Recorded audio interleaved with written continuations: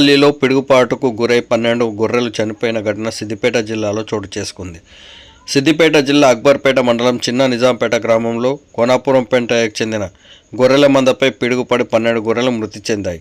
మేకల మృతితో సుమారు 1.5 లక్షల ఆస్తి నష్టం వాటిల్లిందని బాధితుడు వాపోయాడు. మేకల మృతితో బాధితుడు పెంటయ్య కంట కన్నీరు మున్నీరుగా విలపిస్తున్నాడు. ఈ ఘటనతో తమ కుటుంబం జీవనోపాధి కోల్పోయామని వాపోయాడు. ప్రభుత్వం ఆదుకొని ఆర్థిక సాయం అందించాలని కోరుతున్నాడు.